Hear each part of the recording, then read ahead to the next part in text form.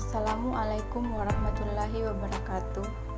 Di sini saya akan memaparkan materi saya mengenai komunitas perairan tawar, komunitas lentik, dan komunitas lotik. Di sini saya kelompok 7 atas nama Rizka Stambuk A221-19098. Yang pertama yaitu pengertian air tawar. Air tawar yaitu air yang tidak berasa, merupakan air yang tidak mengandung larutan garam dan larutan mineral di dalamnya. Saat menyebutkan air tawar, orang biasanya menunjuk ke arah sumur, danau, sungai, salju atau es. Air tawar juga ini berarti air yang aman untuk dijadikan minuman bagi manusia. Sistem perairan yang menutupi 3/4 bagian dari permukaan bumi dibagi dalam 2 kategori utama, yaitu ekosistem air tawar dan ekosistem air laut. Terus dari kedua sistem perairan tersebut, air laut mempunyai bagian yang paling besar, yaitu lebih dari 97%. Sisanya adalah air tawar yang sangat penting artinya bagi manusia untuk aktivitas hidupnya. Yang kedua yaitu ekosistem air tawar. Di sini perairan air tawar yaitu salah satunya waduk dan telaga menempati ruang yang lebih kecil bila dibandingkan dengan lautan maupun daratan. Ekosistem air tawar ini merupakan sumber air rumah tangga dan industri yang murah. Perairan air tawar merupakan tempat disposal atau pembuangan yang mudah dan murah. Terbentuk adanya interaksi antara makhluk hidup dan lingkungannya.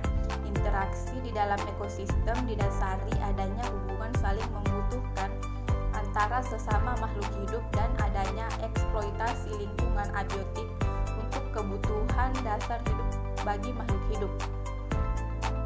Selanjutnya yaitu ada perairan tawar. Di sini perairan tawar salah satu bagian dari ekologi perairan yaitu air tawar. Hanya sekitar 3% permukaan wilayah bumi yang merupakan air tawar. Sebagian besar terdapat pada area yang beku di dalam glasier, juga es yang tenggelam di dalam aquifer.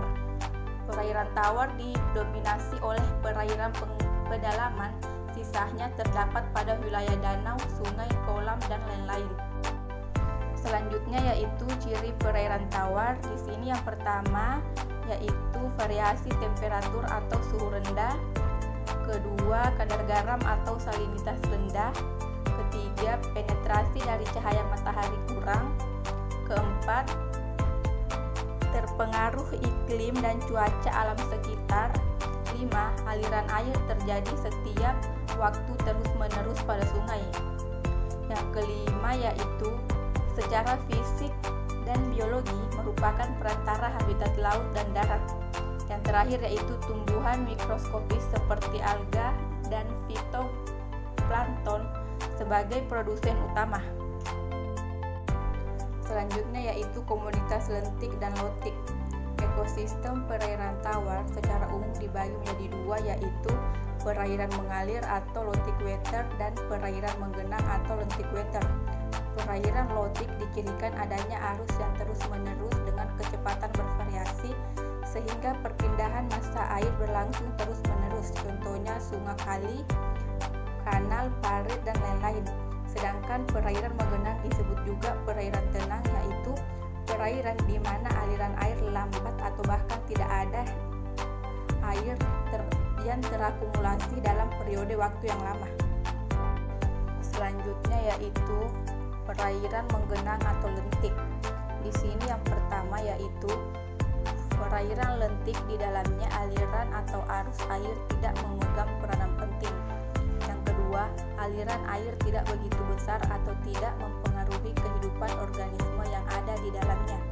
Yang ketiga, perairan pembagian wilayah air secara vertikal yang memiliki perbedaan sifat untuk tiap lapisannya. Contohnya yaitu jenis perairan ini adalah danau, rawa, situ, kolam, dan perairan menggenang lainnya. Sedangkan perairan lotik dicirikan adanya arus dan perbedaan gradien lingkungan atau elevasi, di mana di dalamnya terjadi interaksi antara komponen biotik dan abiotik. menjadi faktor pembatas utama pada habitat air mengalir. Dasar perairan merupakan hal yang penting sekaligus menentukan sifat komunitas serta kerapatan populasi dari komunitas. Dasar perairan yang keras, terutama yang terdiri dari batu, merupakan habitat yang baik bagi organisme untuk menempel atau melekat. Selanjutnya yaitu ciri ekosistem rotik. Yang pertama, airnya mengalir, kedua, ekosistem terbuka, ketiga, kadar oksigen terlarut relatif tinggi. Selanjutnya yaitu sonasi pada perairan tawar berbeda dengan sonasi perairan laut. Sonasi pada perairan tawar dapat dibedakan berdasarkan letak dan intensitas cahaya. Sonasi perairan berdasarkan letaknya dibagi menjadi 4 zona, yaitu yang pertama zona litoral, kedua zona limnatif, ketiga zona profundal, keempat zona sublitoral. Selanjutnya yaitu sonasi perairan berdasarkan intensitas cahaya. Yang pertama yaitu zona eufotik atau fotik, yang kedua zona afotik, ketiga zona mesofotik. Itulah tadi pemaparan dari saya. Sekian dan terima kasih. Wassalamualaikum warahmatullahi wabarakatuh.